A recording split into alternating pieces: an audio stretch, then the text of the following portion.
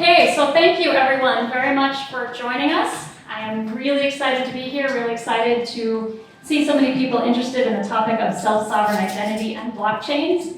The agenda for this evening, we're going to start with a brief introduction that I will give on the basics of self-sovereign identity, and then we'll go into a panel discussion with some real experts who I am delighted to have here with us tonight. I would just ask you, if you have any questions, please do hold those until the end, and hopefully we can get our panelists to answer anything that might come up. Okay, so the agenda for my presentation. We'll start off with a very brief discussion of what is identity, go into problems with digital identity, talk about self-sovereign identity, and then, like I said, we'll go into the panel. So, what is identity? Basically, identity is an identifier plus a credential. And I would like to just pause briefly and say, of course, this is not the whole definition of identity. Identity is a huge topic with lots of different ways of identifying and describing and explaining it. But for the purposes of talking about the basics of SSI, we're going to narrowly focus on identity as an identifier plus a credential. So what's an identifier? In the real world, identifiers are locally created and are therefore decentralized. They're locally maintained and they're unique. So examples are your signature, your name, your face, or your fingerprint. What's a credential? In the real world, a credential can be issued by many different sources. It can be physically held in your wallet. It can be controlled by you. You decide when to take it out of your wallet and show it to somebody. And examples could be your passport, your driver's license, even your library card, your gym card, your health insurance card, or maybe a diploma. Okay, so what is digital identity? So we have a problem. When we go online, you can't take your ID out of your wallet and show it to somebody. So the solution is that when you go online, you create a virtual account maintained by a company. And that account has a username and a password. And companies maintain records of all of that information centrally. And the company owns that account. And you, when you go online, you don't exist with that account that's owned by a company. So what are some problems with this method of digital identity? Well, to start with, you're all familiar with this one. We have to maintain a hugely increasing number of passwords. The average person is expected to remember over 100 passwords. And that number is only increasing. It's increased 25% between 2019 and 2020. So then people start using easy-to-guess passwords, or repeating their passwords, and easy-to-guess passwords are easy to steal. Another problem is that large amounts of centrally stored data lead to huge incentives for thefts. So just a couple of numbers. In 2017, Yahoo announced 3 billion accounts were hacked. 2021 saw a record of almost 2,000 data compromises in the US alone, which was almost a 70% increase. 294 million people had their data compromised, and the average data breach cost the impacted company $3.86 million per company. Using credentials from one site to log into another, for example, you've probably seen that pop-up message, use Google to log into whatever, only increases the problem as there are ever and ever larger stores of data that become really attractive targets for thieves. Then we have the loss of privacy. Private companies are monitoring and tracking our behavior as we navigate our way around the internet. And most people have little or no understanding of this surveillance that's taking place, and it's not well regulated. And just as an excellent book suggestion, The Uncanny Valley of Memoir provides a terrifying view into the extent to which companies can view our data. And then companies have all the power. Companies force users to sign biased agreements. I mean, anytime you sign up for something, you have 15 pages of 8-point font that's terms and conditions that no one ever reads. And that, buried in those terms, means that companies can unilaterally close our accounts without any reason, for any reason. And once an account is closed, you lose all the data. And this is not an academic or a theoretical example. This happened to me. So I'm gonna date myself here, so bear with me, but I had a Hotmail account, and I had connected with people only through Hotmail, and one day I tried to log in, my Hotmail account was closed. No explanation, no way to get the data back. I tried, I couldn't even find anyone to talk to with Hotmail. I lost all of those connections. And this is again a problem because you don't exist online without that account that's owned by a company. So this is a pretty bleak picture. Luckily, there's a solution. So if in the real world, identifiers are locally created, locally maintained, decentralized, and unique, self-sovereign identity has decentralized identifiers. So these identifiers are locally created by your own device and a software program. They're locally maintained on your phone. They're decentralized. They're unique using cryptography. And it's like having your own cryptographically created unique fingerprint. So in the real world, credentials are issued by many sources, held in your own personal wallet, and controlled by you.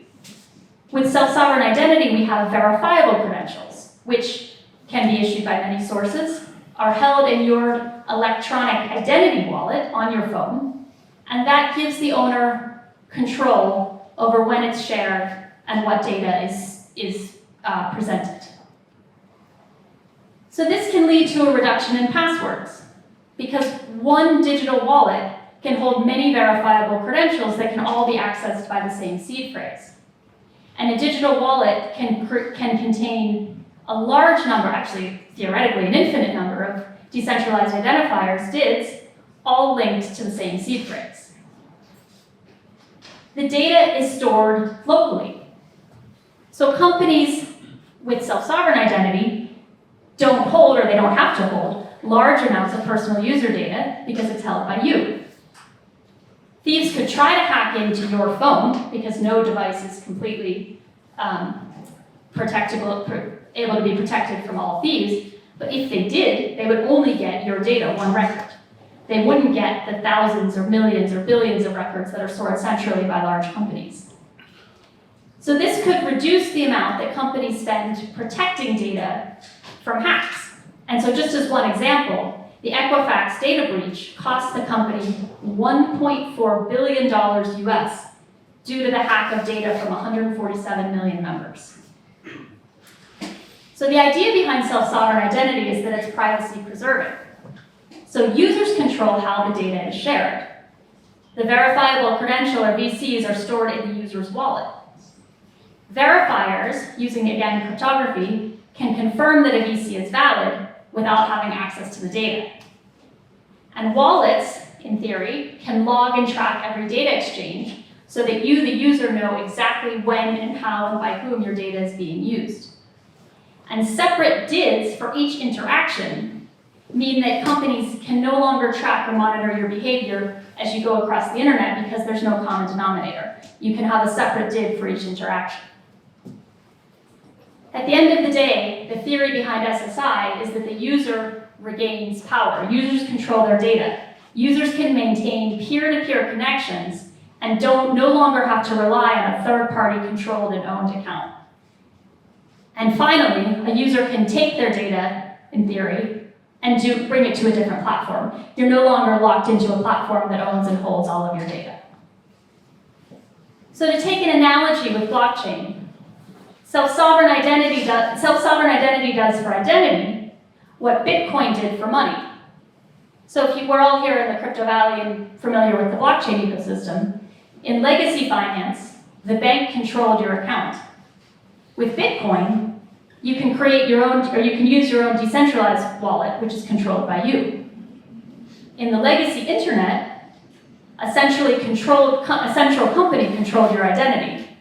But with SSI, you can control your own decentralized identity. But there is an important place where the blockchain analogy breaks down. Because unlike blockchains like Bitcoin, where all of the information is public and stored on a public blockchain and visible to anyone forever, with self-sovereign identity, personal information is not stored on a blockchain. DIDs and VCs are stored locally, typically in a user's phone. The blockchain can be used to hold records of issuer DIDs, so public entities that are issuing credentials, and encrypted information used to verify that a VC was issued, but not details about the VC itself.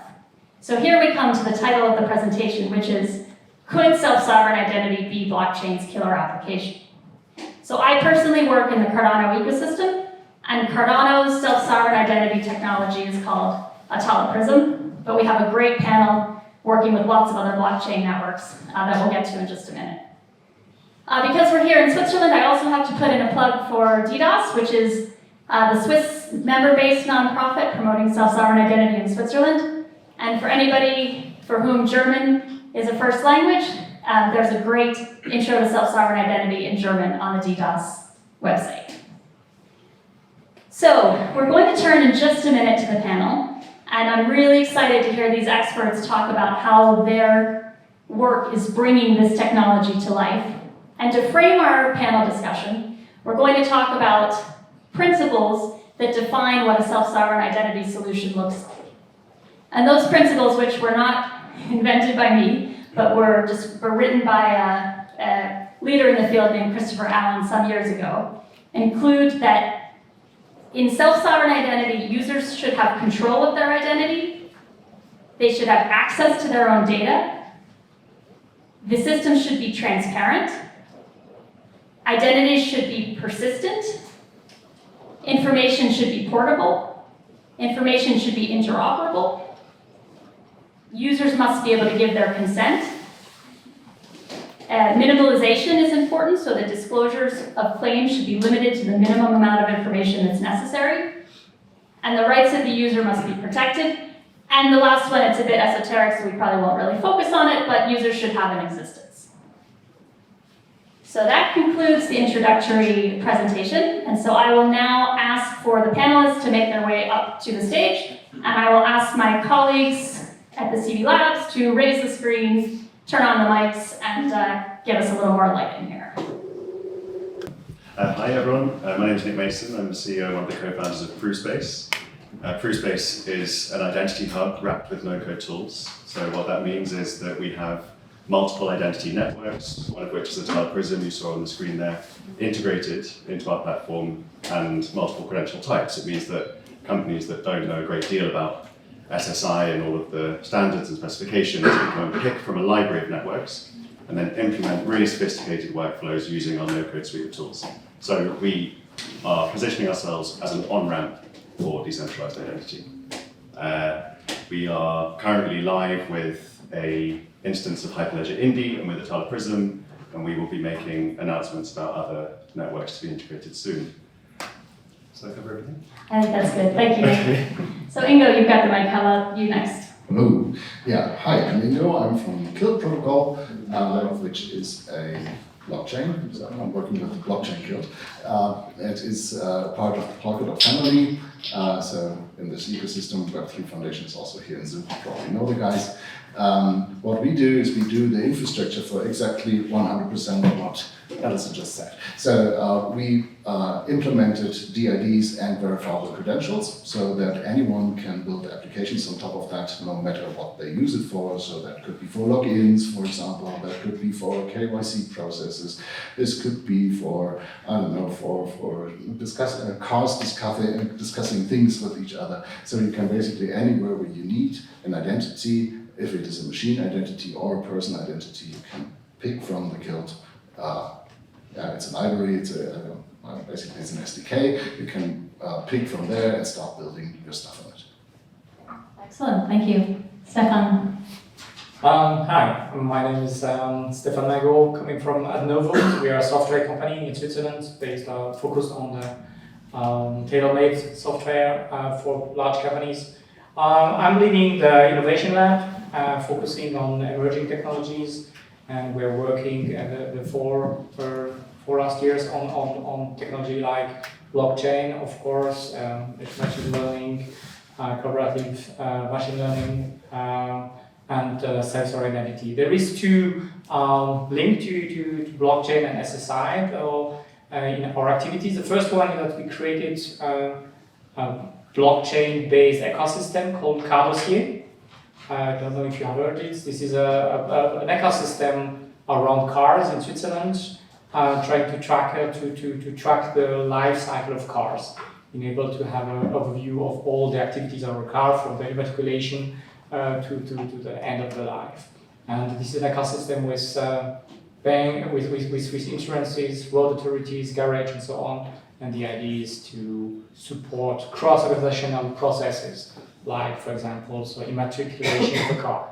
And we are using Corda as core blockchain technology, and we are using SSI to manage all the identities around this.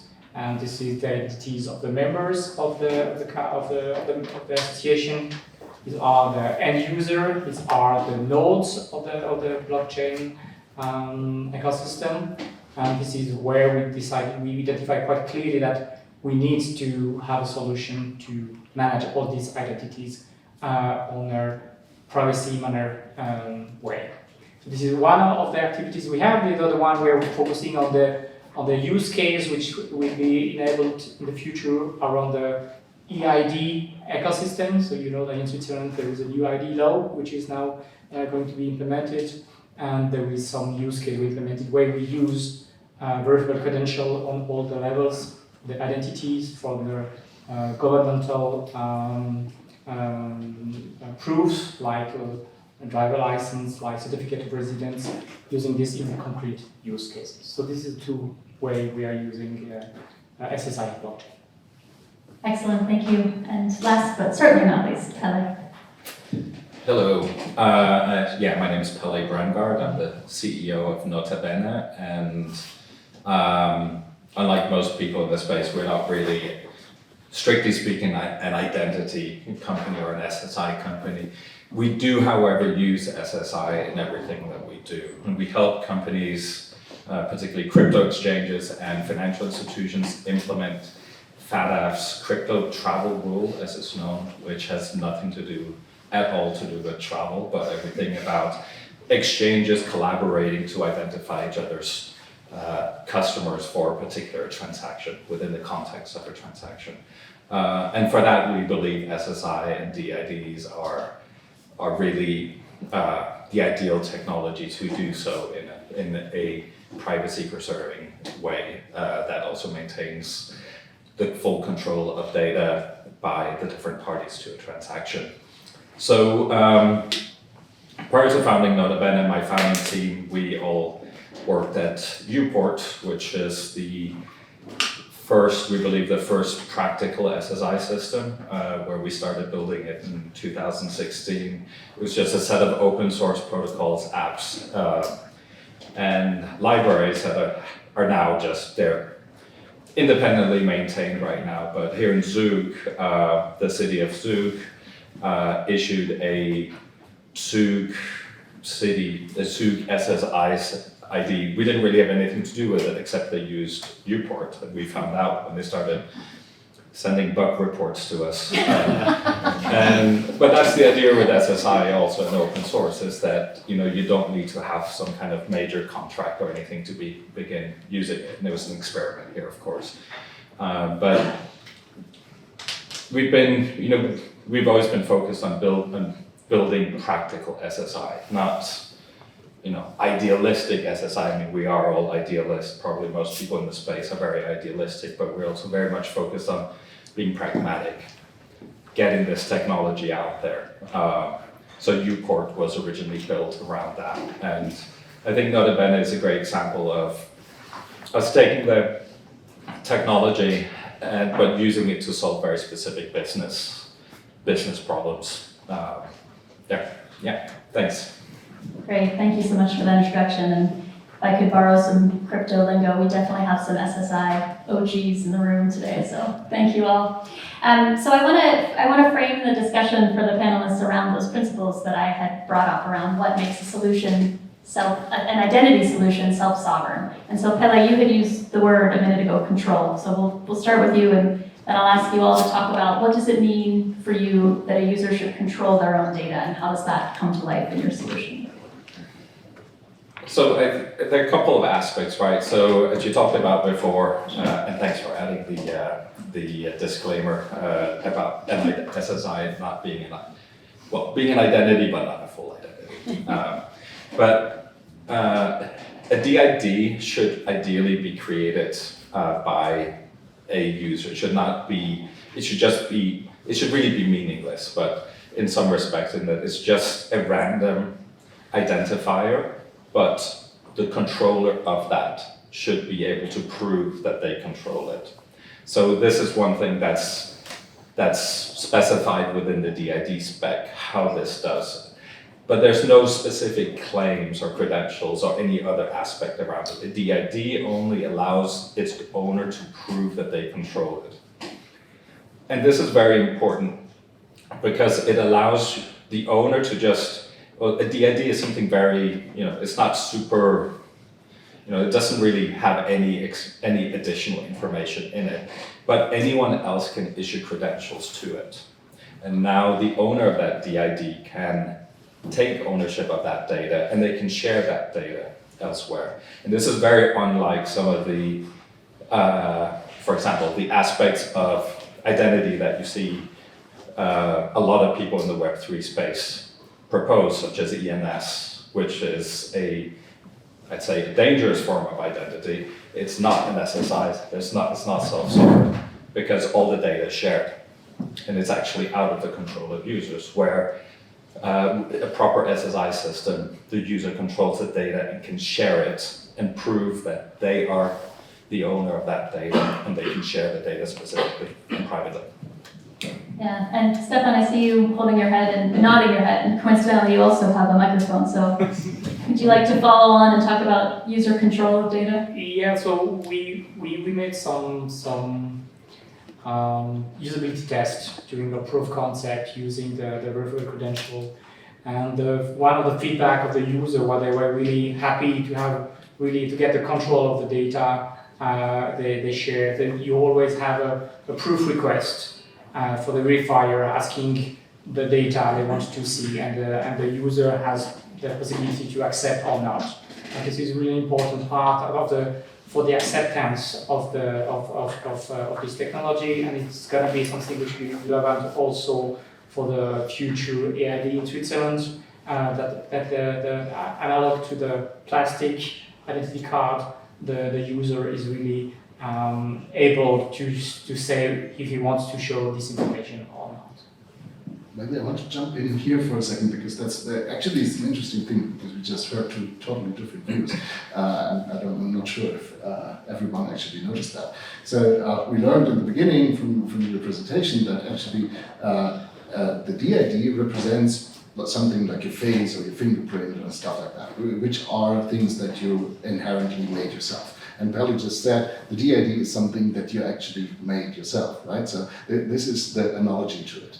And in the EID system, as far as I understand it, I'm from Germany, not from Switzerland, but as soon as I understood it, as far as I understood it, it is like this identifier given out by the government and not by yourself. So it's not created by yourself, it's not based on a DID. Maybe it is based on something that looks like a DID, but this DID is basically not made by yourself. And then you start attaching credentials to it, which is totally okay, because credentials have always been issued by trusted entities. They're issued by your university, called university degree, or by your government, called passport, or by your library, called library card. So these are credentials, but I think if we really want to go into the direction of SSI, we have to start at the beginning, which is the identifier. And the identifier does have to be decentralized, and it has to be unique to yourself and made by yourself. Otherwise, you're building actually a system, and we talk with governments a lot, and they always believe that it would be so nice if they control the identifier, and then we tell them, hey, actually in the real world you don't. And they say, yeah, but we do, it's the ID card. The ID card is just a verifiable credential and nothing else, right? So it is really complicated to get this into the brains of people from governments, but I'm pretty sure that it will succeed in 10 years or so. Yes, but I think it's interesting because at the end we have to be pragmatical, and at the end the way that the Swiss government is using SSI is especially because it helps and the main attribute of a characteristic of SSI they want to use in is this control, is this privacy, and this minimization. And also the zero knowledge proof. And at the end, this is a way for them to do what they are doing in the real world, or what we are all doing in the real world, in the digital world. And at the end, it's not about philosophy, but about a practical way to use SSI for a tangible need. Yeah, let's let Nick jump in, and then maybe we can come back to Ingo and Pelle. Yeah, it's You're not on. I don't know. Yeah. Always difficult to go at the end of the line on a question like that. But I think, aside from some of the, I suppose, the strict definitions of what control means, I think the other thing about control is it's reflected in how we're able to use something. So when we are restricted in the use of a digital identity by the parameters that are set by, for example, the federated identity provider like Google or Facebook, they let you to use your login to sign up to or access other services that are unrelated to Google or Facebook. That gives you some control of that identity across the internet in the sense that you're using it in those different places. The value with self-sovereign identity and control will come when we're able to use those identities in the same way that we would with the organic complexity of our identities in the physical world. So it's about extensibility. It's not just about the factor of control. It's about the extensibility of that credential to multiple domains across the online environment. And one great example, to take a very tangible case, as students and as employees, we gain competencies and skills and qualifications that are useful to employers and other learning institutions and so on. But the extent to which we control those competencies and skills and credentials is often limited by our ability to gain a reference or an actual tangible diploma from the university of origin or the employer of origin, for example. And a really fantastic SSI use case is to have those competencies and those skills owned as credentials by the individual, but extensible, so that, for example, they could be accessed through a LinkedIn profile, made available through that setting if we wanted it to, and if an employer wanted to verify that. And that's where I think we see incredible power behind control. It's not just a technical factor, it's not just a definition, it's a real value proposition that I think is right at the heart of what the value proposition of privacy is all about. It's more than just an ethic, it's actually really useful. Yeah, so let's stay on the topic of control just for a minute longer, and maybe make it very tangible and practical for the audience. How exactly does it work for a user to control their, and we're talking about control of two different things, either control their DID, their decentralized identifier, and or the verifiable credentials that can be issued to that identifier. But what does that look like? How do I control my own data? So you can make it as easy as logging in with Google or Facebook or anything like those kind of or anything like that. Essentially, there's a set of standards where you have a mobile app, as you talked about, a mobile identity wallet, and you can use it to, let's say, scan a QR code or log in within a mobile app flow. And the app, well, the relying party app, the app or bank or whoever that's trying to access your information, has to identify themselves first and then ask for some specific data that you can then share with them. Now, once you've shared that data, you have shared that data with them.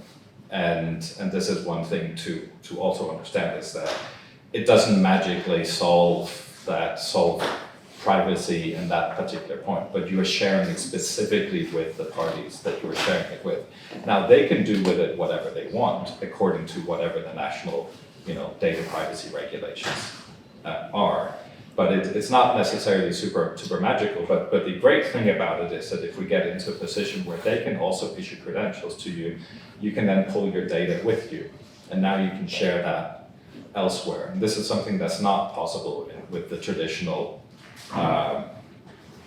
OpenID-based method used like with Google or Facebook, where the verification of that data happens by asking Google for your data on your behalf, right? You can now take it with you and share it with someone else in the future. Nick, how about you? We made you go last next time. So. I think that's a good starting point to build up from. There's a mobile wallet, and within that there's a set of credentials, and those credentials can be either they can either be used on the basis of a binary interaction. And that's probably what most of us are familiar with in our online interactions. We have credential X, we use it to achieve goal Y. But again, it's not necessarily a reflection of how. It's not a reflection of the value that accrues to you as a customer, to the receiving party, or to the let's call it like the surrounding information relating to a particular credential. And I guess I don't want to get too theoretical. So again, to bring it back to a concrete kind of example here, if over the next 5 years, our online identities will proliferate from the hundreds to the multiple thousands. If KILT protocol, for example, is as wildly successful as we hope it will be, that will result in us having many thousands of identities with which we control different digital assets. We have different communications with different parties. There is the potential to be really tangible, to have reputation mechanisms that are based not on a reliance on a single party saying that we do or do not have a certain quality. It'll be based on the full range. It can be based on the full range of our interactions across the internet without any one of those interactions being compromising. So it's not a reputation model in the sense of the kind of the Chinese social scoring model is the one that often gets thrown at this. It's more in the sense of a dynamic reflection of who someone is online. And I think that's another important angle with the control. Stéphane and Ingo were both looking at me for a microphone, so Ingo won. Stéphane, you get to have the last word on this topic. I think the question was actually, how does it actually work to verify credentials? So I make a simple example. First, in the real world, when I want to go and buy alcohol somewhere, this guy probably tells me, hey, are you 18? Can you prove? And then I can choose which credential I want to show. I can use my driver's license, I can use my passport, I can use my ID card, anything which has basically date of birth and a picture of me on, right?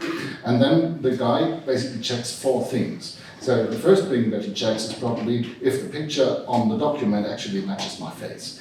This is very, very powerful because I can even take my passport and put it somewhere and you can't use it, right? Because you look totally different. And you can't buy your alcohol. So this makes it really private to the person. The second thing that he checks is probably if this is a fake ID, if I just build it myself.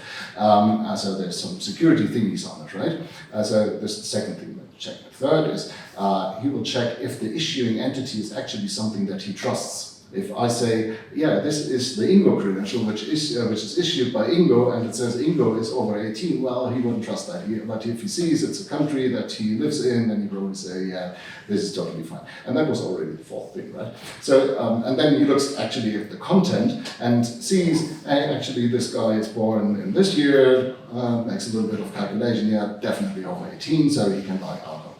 So that's what we want in the digital world, and this is what we don't have in the digital world. And this is exactly how the verifiable credential works. So first of all, it is issued by a trusted entity, and this trusted entity is signing it with their DID. So you have the DID of the issuing entity in there, and it can always be checked if actually it was this entity that was probably number 3.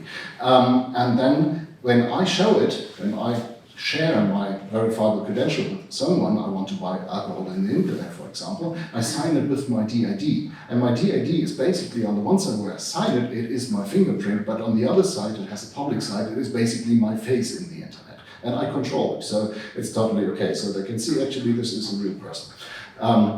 And then I sign my credential with the DID, so I make sure that it is actually the smart one. I said this before. And then they can check on the blockchain if this credential is actually valid, because there's a hash of the blockchain and of the credential on the blockchain, and they can see if it is actually valid, and also the issuer can revoke that. So basically, you have those 4 things which you had in the physical world back in the digital world, and this is what verifiable credentials are. So they basically give back all the good things that we had for the last 1,500 years with the credentials and the identities which we built in the physical world. And thank you for your patience, Stéphane. So not much more, not much to add to this good example. I think one example of the control is that I can at any time delete my verified credential in my wallet. So this is as I want to have it in my portemonnaie, so in my wallet in the physical world, I can do that. So anytime I say I want to delete it, and it's gone. So I think it's one of the very tangible example of how we can have the control of it. And another part is that I will the proof of this attribute which are on the verified credential can only be done with my consentment on this time. So if somebody wants to verify it 2 days later, so he can't do it without my agreement. And I think this is one other part of the way that we can have a control on this data. Thanks. And actually that leads right into the next principle. So just as a reminder, I'm taking those principles around what makes an identity solution self-sovereign, and we're talking about how we're bringing those principles to life. So control was the first one, and now we're going to change gears and talk about persistence. So persistence being the idea that an identity should last, but also with GDPR in particular, you have the right to be forgotten, and you just said, Stéphane, the right to delete your credential. So can you talk about what that ideal of persistence means, practically speaking, within your solution? And Stéphane, maybe we can go to you first, since you've got the microphone. Unless you... Actually, this is as long as you have it and it's not relocated, so you can use this verified credential, and for that is this persistency. So more the simple answer to this, in my opinion. Ingo, do you want to go next?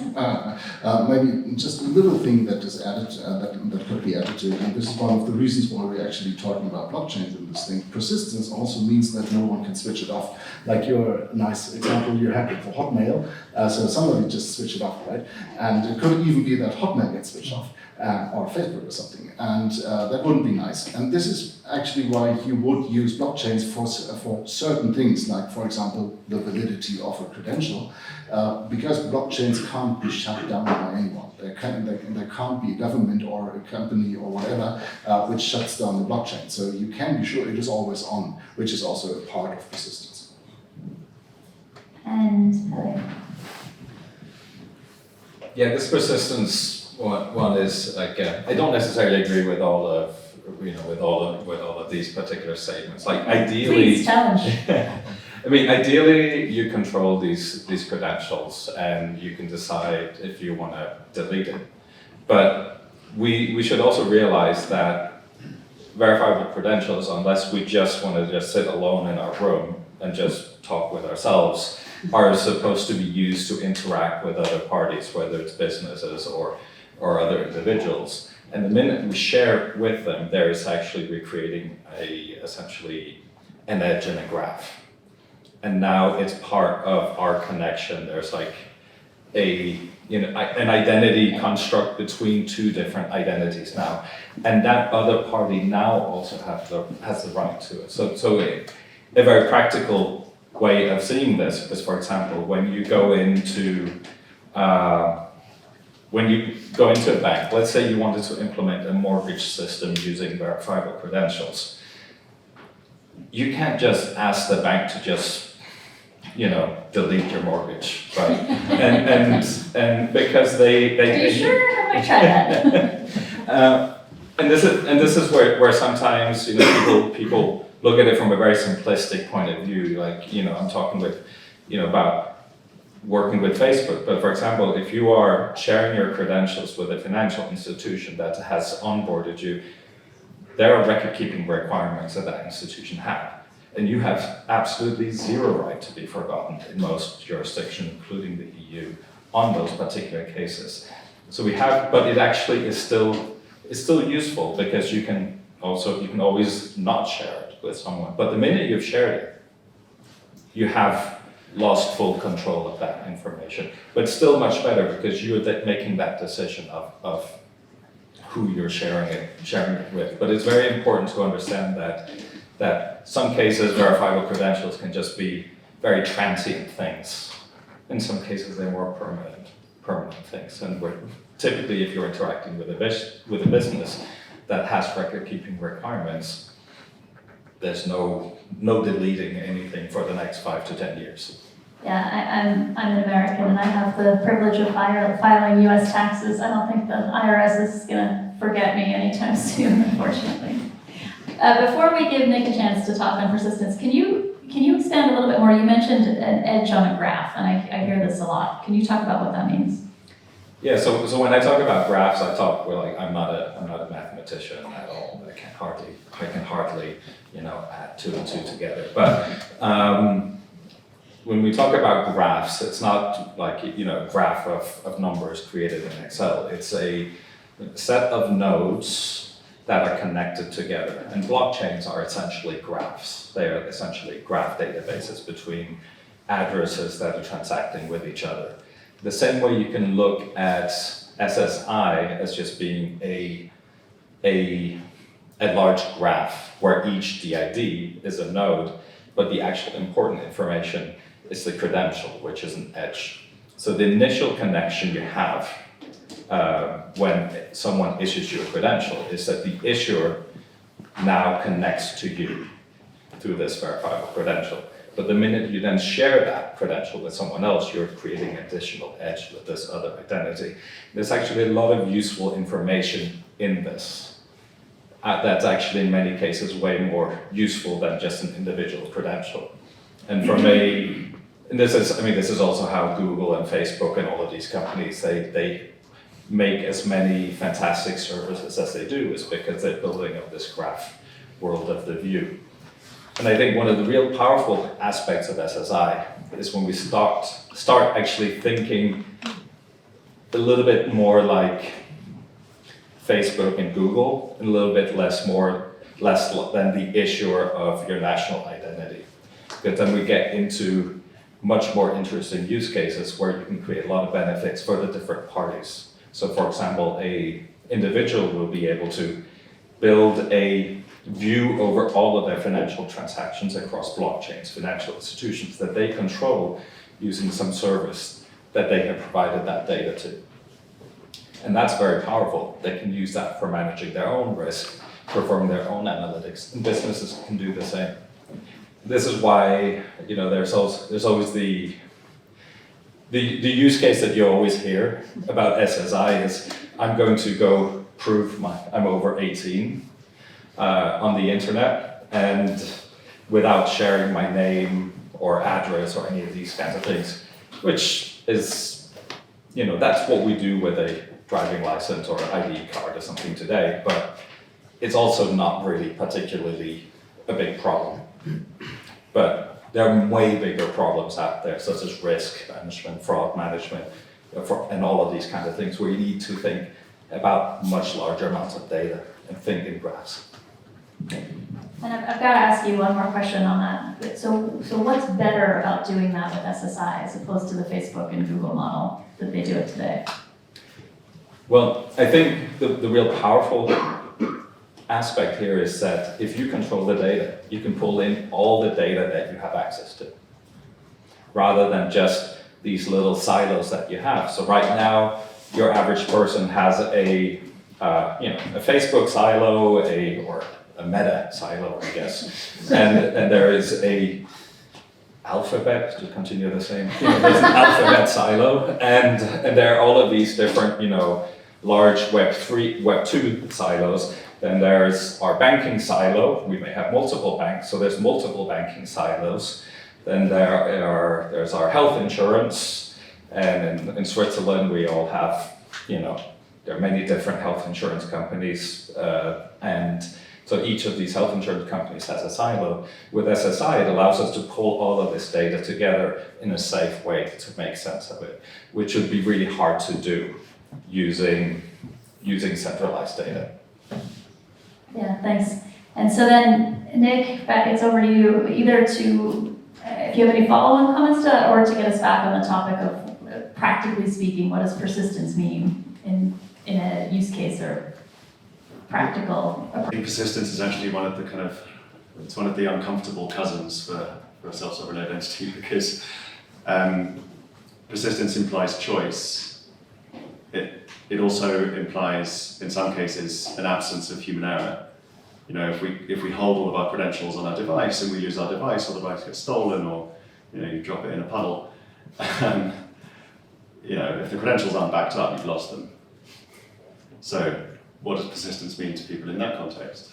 I think we are pragmatic in the world of SSI, and so we can provide backup and recovery mechanisms that either lean on existing Web 2 solutions, like a Google Drive, dare I say, or perhaps there are some brilliant distributed storage solutions, like open source solutions like Flurry, that are out there and that are offering more privacy-preserving and decentralized options. But persistence is partly a factor of system design. It's also partly mitigating the risks of humans being humans and losing their stuff.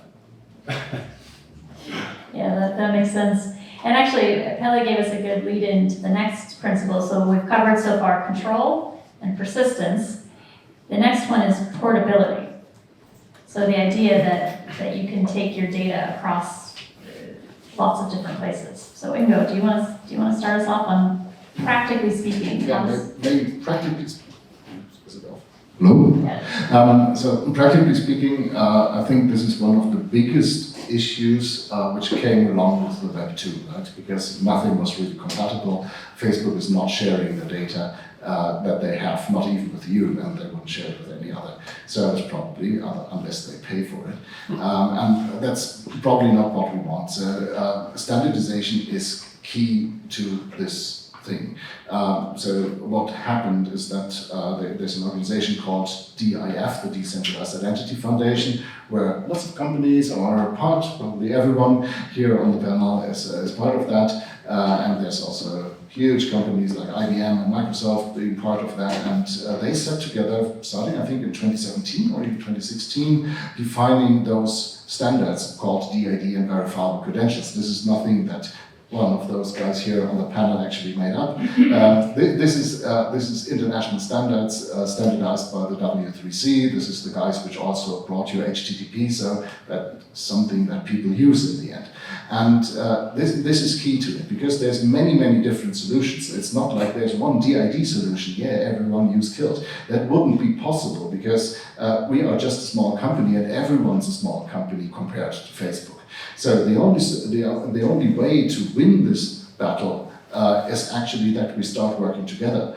And the only way to work together is that we are compatible with each other. So if I produce a KILT DID and you want to use that on your system, which is Hyperledger, then those things are compatible. And the same holds true for the verifiable credentials, so we can just use them cross-system.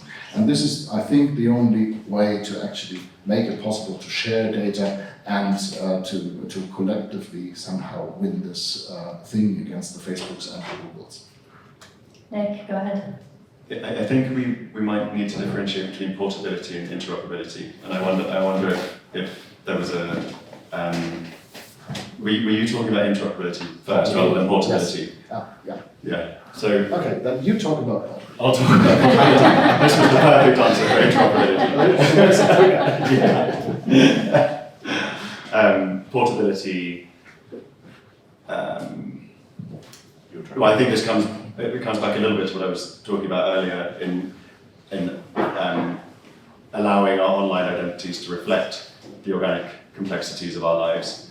Portability is important for us being able to exercise our independence and our consent and our authority over the things that we own. And we do own, we should at least own the personal data that accrues to us as either as customers of companies or consumers of other services or whatever. We should own those things. And so what portability means from my perspective, if I'm answering the question, what portability means from my perspective is being able to, I'll go back to the education use case. It means being able to take a set of credits that I got from my college. I left at 16, I left early, but I get to take those credits and I get to use them to apply to a university in a different state, in a different year, because I've decided I want to go back to university. Those things are really hard to do through the existing administrative bodies that we have, to the extent that not only do people struggle to get back into university because they can't pay the $10 or $15 that it costs to get their college to send the credentials to the university and for the university to do processing, but it also means that colleges are missing out on state-based remuneration about the addition of credits, about the extension of someone's performance. So if a student goes to university, the college that gave them the credits to get them to university gets remunerated for that great result. But unless those dots are connected, then there's a loss of value, there's a loss of potential, loss of human potential, but also a real, actually, like, you can measure this, loss of value to community colleges in the US. So that's a really tangible example of where portability enables live opportunities and money in the system. Yeah, hold that thought, because one of the things I want to come back to once we get through all these fun idealistic principles is who's going to pay for all of this? But we'll come back to that in a minute. So Stéphane, do you want to talk about portability or interoperability? So more portability, which is it's mostly enabled by interoperability. So for me, this is quite close to the terms. Now, I think the portability is also the possibility for one user to use this credential on different channels. I think it's really important that I'm not stuck just with my wallet on the mobile, but I can use it also on a laptop and so on. And that this is on the one hand really important, the possibility to use it in different way. And the second one is, of course, possibility to delegate this verified credential, meaning that I want to give a possibility for a child to use the verified credential for the parents, for example, or if I want to give possibility for a bank to have access to different information on a permanent way. I think this is also part of the portability, which is really important. So, on portability, one of the important aspects that we see about verifiable credentials or verifiable data is that you can actually take the data away from the issuer and present it in your own context. And this is, we talk, like to return to the Facebook and Google example, we have so much data there and you can actually export it. And I've tried, and there's a lot of data. And it's in a completely incomprehensible, massive JSON file, if I remember correctly, that no one can ever make sense of and actually has zero value to anyone except Facebook. Because I could take this to go to someone else. Let's say there was some amazing, fantastical data in that Facebook data that would mean that I could get a fantastic, -5% interest loan or something like that. Outside of the context of Facebook, where Facebook is verifying it through you accessing that data through one of their APIs, it has zero value because it's not verified, because the verification happens because you're going through Facebook as an intermediary. Now, if you can get that data out as verifiable credential data, for example, we do this at Notabene, where every single data element, every single action anyone does, every single change of state creates a new verifiable credential, which means that our customers always have access to this data that they can use for their own record-keeping purposes, etc., to prove the different actions that their employees or their processes have done. So it's a really important thing that you actually, using these digital signatures that are attached to a verifiable credential, you can actually make this data useful in some respect, and that's through the portability aspects of VCs. Stéphane, did you want to make another comment? Okay. I was going to say that's a great point that I've heard from the panel, is that not only does the data have to be portable, but portable in a way that's understandable and meaningful. So one of the issues that we're all familiar with, and I referenced in the intro, is consent. So once we put our data out there, we don't know what's happening to it and who's using it and for what purposes. So how does that change with SSI? How do users have greater consent over their data and their information? I think Pelle is going to start us off. Sorry, just a reflex here. Well, really, since you own the data, you're literally providing the data. It's not that you're providing necessarily consent. So if you're sharing data using Google, to some app that you're logging into, you are providing consent to Google to share this information there.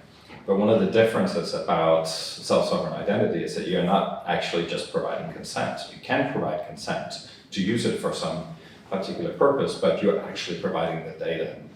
Where in other use cases, you're providing consent for a third party like Google to give your data to someone. And that's a little bit, it seems like it's the same, but it's not really, because we're providing the actual data to someone. Now, the other aspect of this, because you're providing the data as part of this rather than the actual consent, is that it's much more difficult to then take this data back, where you could go in and revoke your connection with Google to Slack or something like that. But once you've given this verifiable data to a third party, you've given that data, and now there's a separate process that you have to go through. It's not as easy to revoke that data. That's interesting. Nick, you've got the microphone. Any comments on consent? Yeah, I think the way that we experience consent, most of us day to day, is there's some kind of legislative requirement for us to consent, but we can't get what we want to get done without giving the consent. So the hotel I stayed in here, they made me give a copy of my passport. I didn't really want to do that, but at the same time I don't want to sleep on a park bench, so what are you going to do? I think, I don't want to trivialize consent, but one non-trivial area where consent really matters, I think the definition of consent, and as it relates to SSI, that's been explained, so I don't want to dwell on that. But one subject which is massively affected by consent is mental health care in the US. If you have a mental health care condition and you need to get treatment for that, and you're seeing 5 different specialists, which is quite often the case, then when those 5 different specialists come from different organizations, then quite often what you end up doing is signing 25 different consent forms so that each of those different parties can communicate with each other about you. So unless you've got a PhD in system architecture, you're not going to be able to actually enable people to communicate about you in order for your well-being to be, to be properly catered to. Those consents are there for a very good reason. We don't want people arbitrarily sharing data about our mental health with parties that we don't want to share it with. So there's a very good reason why HIPAA laws are in place, but consent can also, again, coming to the value of SSI here, there is a value to consent, because if we connect as individuals with each of those care providers and provide them the consent using digital tools like self-sovereign identity to allow them to communicate with each other digitally using secure protocols involving verifiable credentials, then perhaps you unlock a mental health care revolution in a country that has apparently 50% of university students suffering some kind of mental health condition and a horribly overstretched mental health care system. So ProofSpace is very use case oriented. This is a use case that we're looking at very closely. I think it's an absolutely fantastic one because of consent. Great, thank you. Ingo, do you have any comments on consent? How it comes to life at KILT? Actually, I don't have, well, we just implemented the ideas of verifiable credentials. Actually, you have to, like Pelle just said, the consent is sharing your data. So more consent is probably not possible. So that's actually, I think the guy who wrote this list, he was probably thinking of what actually happens when I click log in with Facebook. Which is in a way a consent, but I don't know what I actually consent to, right? Because then the service and Facebook starts talking about me in a way, and they're sharing things about me which I maybe don't want to share and stuff like that. So if I get control, I have to consent automatically, I think. And Stéphane, any last comments on consent? More generally, I think this is the principles which have been defined are for me more guiding principles, and this is not something which is sacred. It has to be fulfilled in any cases. I think it's important. I think it will help you to find the best solution, but there is some use case where there is no application for one, and it's okay. I think it has to be important in which case, which is the best attribute you want to use. And regarding consent, I think another part which is interesting in that you have with SSI the possibility to combine some verifiable credential, taking some information from left and right to combine this. And this is also a way then to minimize the information that you have in verifiable credential, just having only the attribute which is related to this case, and after regarding the role business transaction you want to support to combine different verifiable credential to have a whole bunch of attributes that you use. Yeah, that makes sense. So last principle that we're going to talk about, I think it was Ingo who mentioned global standards that allow us to be interoperable. So another principle is around transparency. So how does transparency work when we're talking about self-sovereign identity? Ingo, do you want to? Transparency in IT or in anything around the internet should always start with open source. So I think that this is a principle which in Crypto Valley I think everyone also lives up to, because you won't play around with a wallet where you don't see the source, right? If you can't see the source, there's probably a trap in there and you almost gone after that. So you don't want that. So everything should be open source that we're talking about. The algorithms should be open source, the standards should be open source. The wallets where you hold your identity information, like your DID, but also your verifiable credentials, all that should be open source. And that generates a huge lot of transparency actually on how the system works. And if you have that, then you can actually start working with it, and you can start to trust a system, because even though you may not be able to read the code, there will be people out there who can read the code. And if there would be something in the code which is not good for you, that would be published somewhere. And because of that, probably the people who built the code will probably not even put these traps in there. So this is actually a very, very safe system, which generates a lot of transparency and also a lot of security for everyone. Stéphane or Pelle? Nick? Who wants to go next on the topic of transparency? I'm wondering whether I want to go head to head with Ingo here. I think the principle of transparency, the wording there has been carefully selected. They studiously avoid using the term open source, and I don't think there is an objective. So as an individual, I have no objective issue with anything that's open source or anything that's closed source. I like to see the results of what's being produced. And I think that it's hard to build a successful model in some instances using an open source license. So I think the transparency doesn't necessarily mandate the use of open source technologies in the self-sovereign identity space. I think it may partially be referring to perhaps a preference towards an open source strategy long term, that these things, once they're established and well proven, once the company behind them has an ability to defend their market position and continue doing the good work that they were set up to do, then open source should be part of the vision. I'm obviously indicating ProofSpace's vision here a little bit. But I think the transparency is also in how we interact with services. It's in the details of what's being asked for and what you're giving in return. So when you initiate an interaction with a company, they should tell you what information they need in order for you to achieve that user goal. That's a transparent exchange that's like a contract. Someone tells you that you need to, in order to receive this lending product, you need to share these documents with this information, and that's not going to be done through some API with some system that you don't understand or know much about. It's going to be done peer-to-peer with you. And so I think there are other elements to transparency other than this open source piece. And I don't have a problem with open source objectively, but I think it's important to provide a defense also to A, to the definition of transparency, and B, to closed source initiatives that can bring a great deal of value to this space. Pelle, you want to comment on that? Sure. Is this, that's not working. Hello, I pressed a button. I should not have pressed that button. Yeah, so I kind of agree with both sides here, and that at the core level, the core tech should ideally be open source.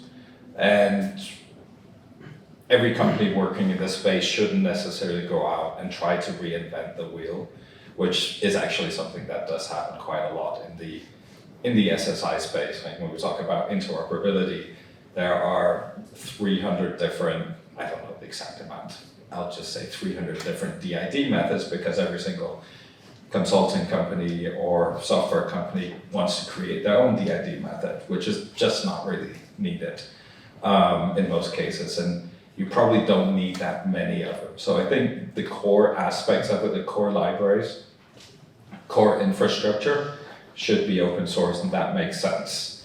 But then, of course, businesses need to operate on top of it. And our the DID methods and all the software that we use for actually creating verifiable credentials, etc., and verifying them as well, that's all open source. It's actually libraries that are part of the DIF, the Decentralized Identity Foundation set of libraries, and we would never write our own. It doesn't make any sense unless we just wanted a nice branded DID method, which we don't. But our own software is not open source, and I mean we sell into institutions, and as part of selling into institutions, there are many different requirements for them to go in and use us. So we're going through like many different security audits and all of these kinds of things, because we provide a very different service. We're providing a service to a specific institution as opposed to the ecosystem as a whole, if you will. So there's a very different kind of thing, and that's our business.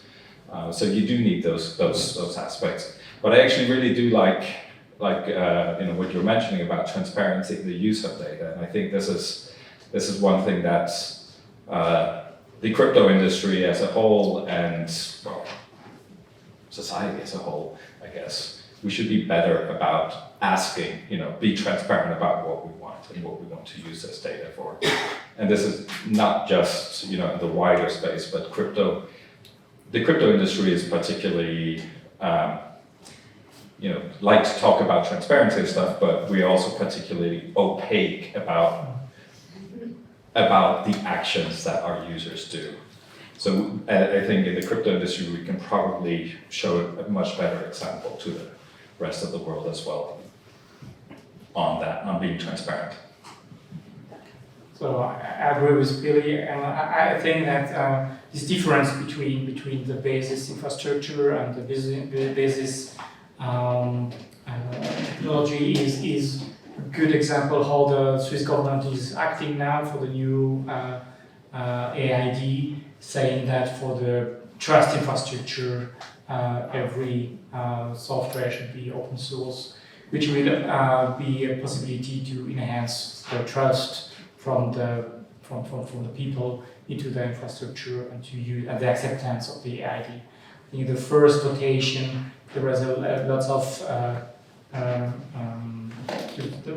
of people were afraid about this, having the economy, having the monopoly of this, and I think it's a good way with this transparency, with open source, to enhance acceptance of the population.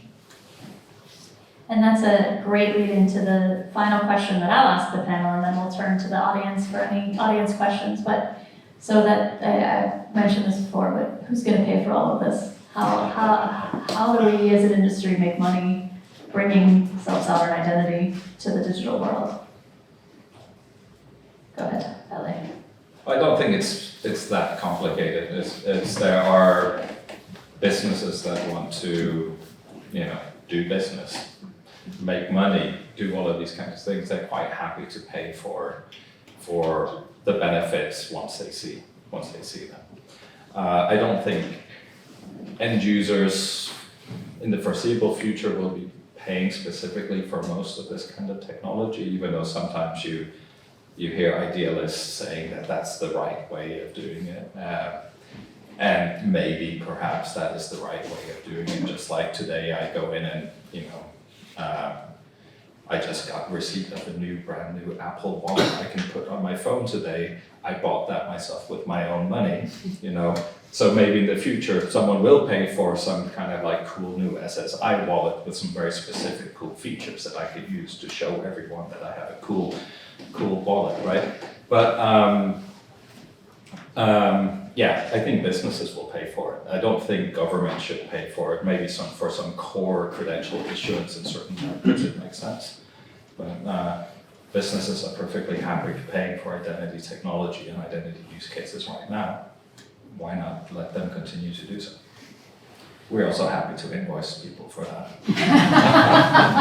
I think actually the reality always say that if there is an added value, people are really willing to pay. So for example, at Car Dossier, we are paying to use the ledger where we use so we publish our credentials. So schema, for example, or the verifying and issuing software that you're using. And there is, because as association, we believe that it's important and it brings lots of value. For this, I think if there is a business value, there is people willing to pay. On the other hand, if you want to really push self-sovereignty to be really a possibility to be a vibrant ecosystem of verifiable credentials to within all the layer of the society, and then the idea of the AID in Switzerland that the government will pay for the basic infrastructure, which is similar to the government paying for the streets and the highways, and all the business on top will be paid privately. Yeah, I would say so. When you look at the DIF, the people who actually think about self-sovereign identity all the time, there's 300 companies in there. They're all profitable, or at least for profit. So apparently, two very different things. they want to make a profit. So they probably wouldn't do this investment like working like 5 years in those working groups if they wouldn't have a plan. So, but those plans are totally different. So if you are doing infrastructure, you have a totally different plan than if you do applications, right? And if you do wallets, then you probably have another plan. And so there's so many different aspects where you can actually earn money there. I think everyone has to find their own for it, but there are many. So otherwise there wouldn't be 300 companies. Yeah, I think that answers it perfectly. You can apply such a range of business models to the architecture of self-sovereign identity.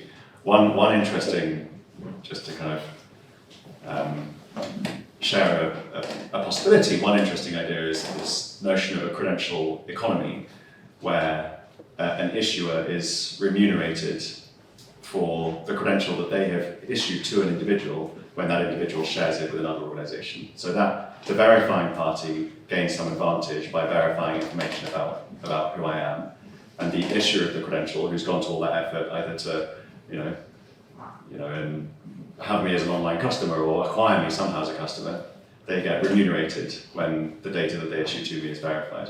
That's quite an interesting model from a... I would say it's actually much easier, because in the real world we are very much used to paying for credentials. So if you lose your passport and you want to get a new one, you pay for the effort that they have with building the new one. So there is, and credentialing or issuing credentials is a much bigger business case than you normally see, because also like the whole publishing industry is actually nothing else but credentialing. So there's an article and then they put a brand on it. This brand is of the newspaper, or Zürcher Zeitung or something. This is actually a credential which is issued to the article. So you can basically look at many different industries out there, and they are living off credentialing, of creating verifiable credentials. And there's billions and probably trillions out there made every year in issuing credentials. So the market of issuing credentials is one of the biggest markets in the world, I would say. And I think SSI potentially adds a multiple to that, because it's not just the paying for the issuing, it's the verifier of the credential that's been issued, remunerating the issuer down the line. And that is a reusable credential. It could be reused 100 times, 1,000 times. So there's a possibility for micropayments. I mean, this is potentially becoming a reality pretty soon with a network called Checked, that are doing great work on building tokenomics into self-sovereign identity network. So yeah, these models can be real. So yeah, I'm skeptical about many of these particular use cases. I mean, definitely there is real economic value, in issuing a credential, and if there are ways where certain high-value credentials, like an identity credential, so like when I say an identity credential, like let's say on FIDO or one of these identity verifiers verified who you are, or better yet, a government entity did it directly. There's some real value in that particular credential. But many of the other use cases, once you're sharing that information with someone, there are some of the traditional economical ways of making money from this credentialing was by just limiting control, the issuer limiting control, and then we're kind of like, breaking some of these SSI principles. Really, I think we should also kind of look away a little bit from the idea of individual credentials, because I think, with the real data today that has value is, the hundreds of thousands of data elements or millions of data elements that exist about every one of us. That's where the real value is, because this is real actionable data. But from an individual point of view, neither of those data elements have a particularly large amount of value. Even like if I just share my data, and I think I'm a pretty interesting guy, but sharing my data is also, it's probably worth in most use cases, cents, or it's definitely not worth a lot, because the real, everyone says data is worth a lot, but it's at scale, it's at massive scale. And neither of us are particularly massive scale. So within the SSI community, there's been a lot of initiatives about this. People are going to make so much money by sharing their credentials, except that, every single instance of this kind of things is like a lot of people making like 3 cents a year, or maybe if they like particularly interesting, $2 or 2 francs or something like that. Fantastic, this is really what I want to do. Where the actual real value is not the economic selling of the credential, it's what do you get for that. So it's getting access to something that's way more interesting.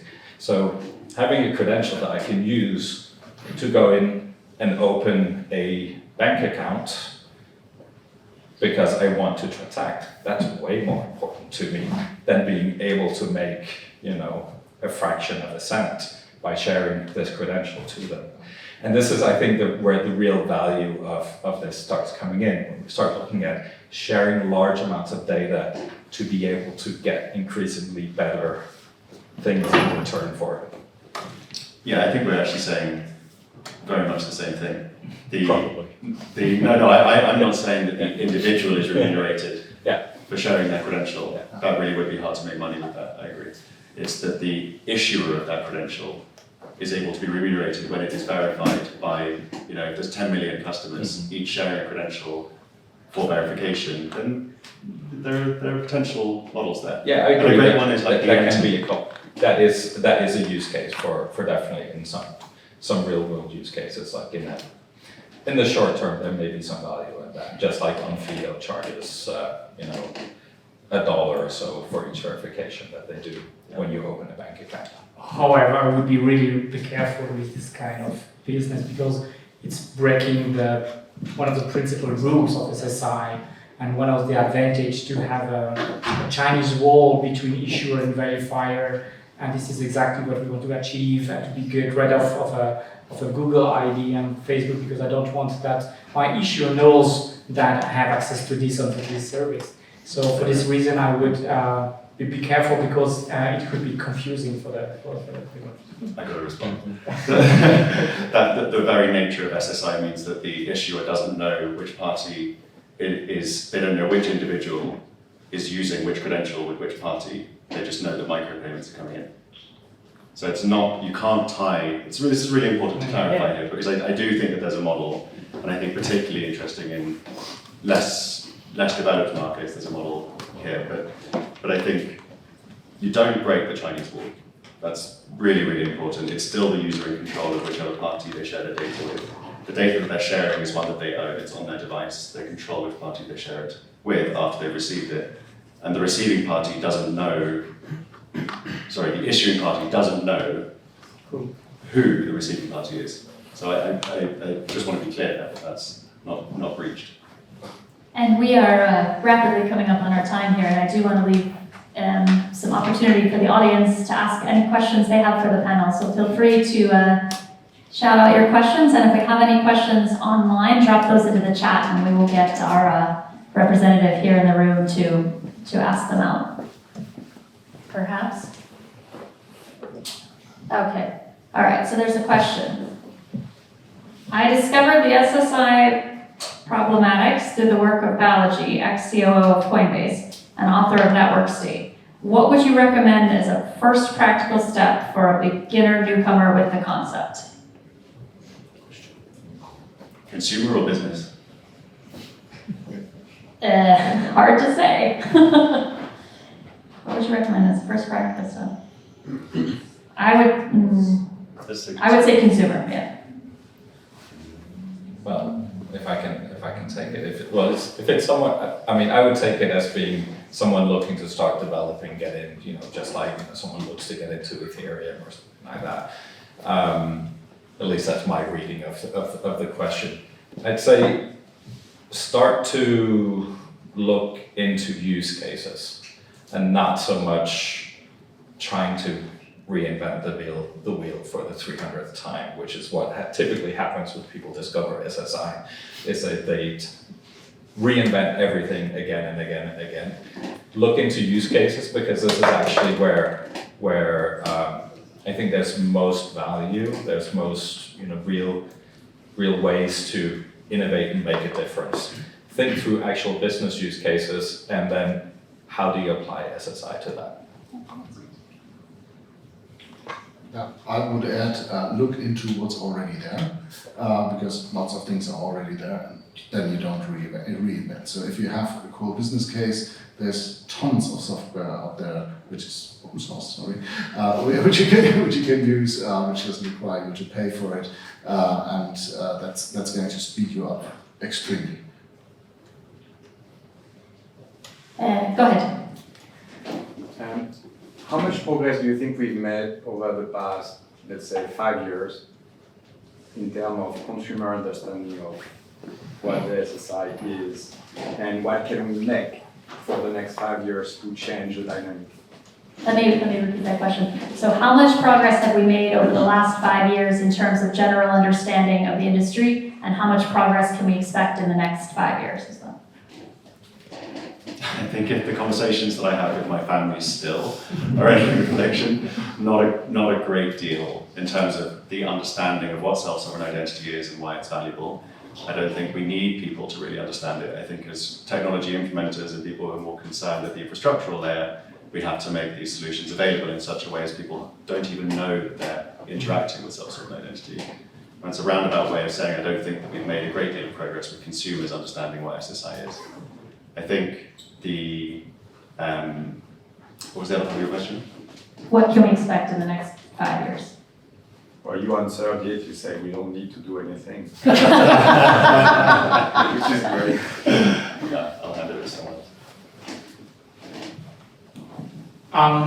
I agree with this. Actually, the end user shouldn't know that there is SSI behind. So actually, using a COVID certificate, people don't know, oh, there is a PKI behind, so they don't care about that. So we have to find the way that people don't smell the technology behind, and this is one of the challenge for the acceptance of SSI is definitely that to make it really accessible. And this is also the things that we have observed in our project, that the acceptance of the people is quite key, and it's important to think so how people that even if there is some patterns with SSI, which how it functions or how a connection is built, for example, that we say, okay, how would the people want to have a connection made, for example, and this is we have to change also the way we perceive this technology and take the glasses of our end user. Yeah, it's, I think I'll echo some parts where in some ways, like most users have no clue what SSI is, and then, I'll also agree that they shouldn't have to. But there are some areas where SSI is being used, like most Apple users, they use SSI every day without realizing it, because I believe Apple Health is actually based around SSI technology. Even standards-based SSI technology is just hidden behind an app where people don't know that that's what they're using.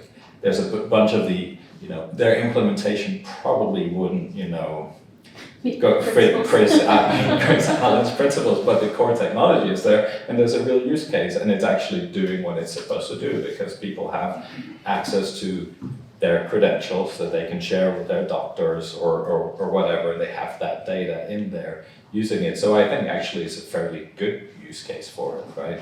And this is, to kind of repeat what I answered to the previous person, focus on use cases, on business cases, because it's just always very difficult when there's a technology that is so exciting for those of us who are building it, and we forget the idea that we actually need use cases. I mean, talk about crypto, this is our original sin in some respects, right? And it's the original sin of so many other of the early internet. I remember rambling around explaining TCP/IP to people on the street, and you know what? Who cares? Now everyone uses it, right? And that's really where it has to go. And Ingo. Yeah, I would say so. In the last 5 years, what did we get? We got standardization, which sounds totally boring, but is absolutely key to success. So this was what was made in the last 5 years. Also, I think we see some infrastructure which is already there, which can be used, which makes it more accessible, and we see some industrial adoption, like Apple, but also others, which actually use the stuff now.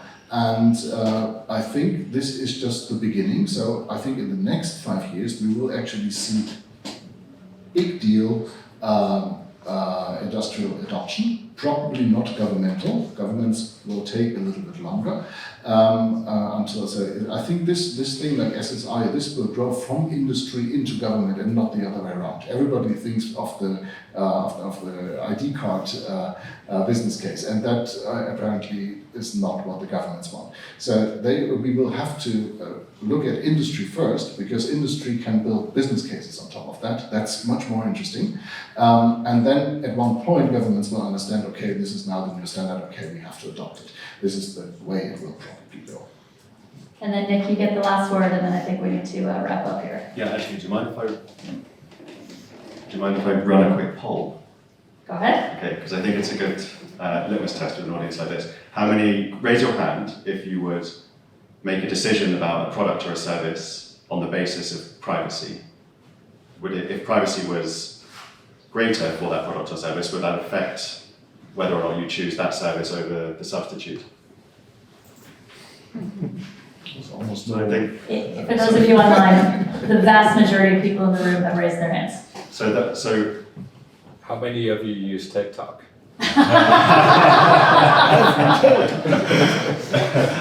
So I think I think we probably represent the 0.01%, whatever it is. But I do think that I think privacy as a value proposition is an increasingly big deal. And I've been amazed to see recently, I was driving across the Westway in London, which is one of London's busiest roads, and there was a billboard, Samsung's latest phone, nice picture of phone, more cameras than you can shake a stick at, and privacy as the leading value proposition for Samsung's new phone on the busiest road in London. I think that is a pretty big moment for any of us working in the privacy industry. And that is an absolutely wonderful comment to wrap up on. So thank you for that. Thank you very much to all of the panelists for joining us tonight. Thank you to the Crypto Valley Association for sponsoring this event. Thank you to CD Labs for hosting us. And most of all, thank you so much to all of you in the audience for joining us for this really interesting talk about our future of digital identity. So big round of applause.